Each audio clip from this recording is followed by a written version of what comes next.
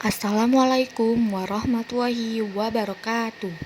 Perkenalkan, saya Aulia Salvawardani Sagi dengan NIM 2404010, Prodi Akuntansi. Di sini saya akan beropini tentang pelaksanaan Pancasila di Indonesia. Pancasila adalah dasar negara, ideologi, serta pandangan hidup bangsa Indonesia yang digali dari nilai-nilai luhur budaya bangsa. Sebagai konsensus nasional, Pancasila tidak hanya menjadi pedoman dalam bernegara, tetapi juga semestinya menjadi landasan moral dalam kehidupan sehari-hari. Namun, dalam praktiknya, pelaksanaan Pancasila di Indonesia menghadapi berbagai dinamika, baik yang menggembirakan maupun yang memprihatinkan. Di dalam kehidupan sehari-hari, tidak dapat dipungkiri bahwa nilai-nilai Pancasila masih hidup di masyarakat. Sikap gotong royong, solidaritas sosial, dan rasa kekeluargaan adalah contoh nyata bagaimana Pancasila diwujudkan dalam kehidupan sehari-hari. Misalnya, ketika terjadi bencana alam, banyak masyarakat yang turun tangan membantu tanpa memandang suku, agama, dan latar belakang korban. Hal ini mencerminkan nilai kemanusiaan dan persatuan Indonesia. Selain itu, toleransi antar umat beragama di banyak daerah juga masih terjaga. Tradisi saling menghormati perayaan agama serta kerjasama antar warga dari latar belakang berbeda menunjukkan bahwa semangat Bhinneka Tunggal Ika masih terpelihara. Praktik ini membuktikan bahwa Pancasila tetap relevan dan dapat menjadi pemersatu bangsa di tengah perbedaan yang ada. Tantangan dalam pelaksanaan Pancasila yaitu tingginya angka korupsi yang merajalela di berbagai kelapisan birokrasi.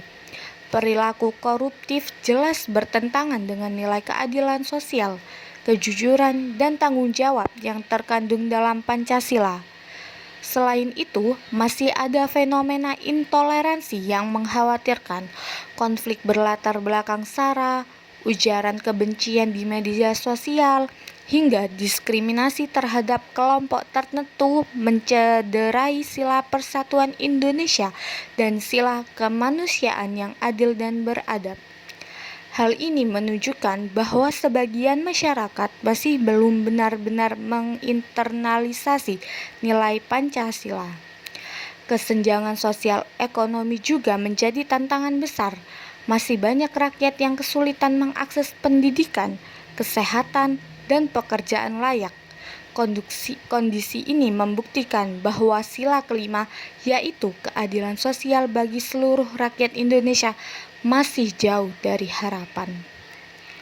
Peran pemerintah dalam masyarakat dalam menghadapi tantangan ini, peran pemerintah sangatlah penting. Penegakan hukum yang tegas terhadap pelanggaran, terutama korupsi, harus dilakukan agar keadilan benar-benar dirasakan rakyat.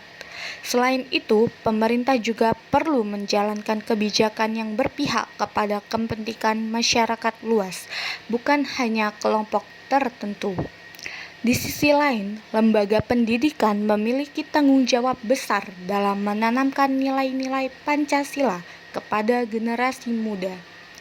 Pendidikan Pancasila tidak seharusnya sebatas hafalan, melainkan harus diwujudkan dalam pembentukan karakter, sikap kritis, serta perilaku yang mencerminkan nilai-nilai luhur bangsa.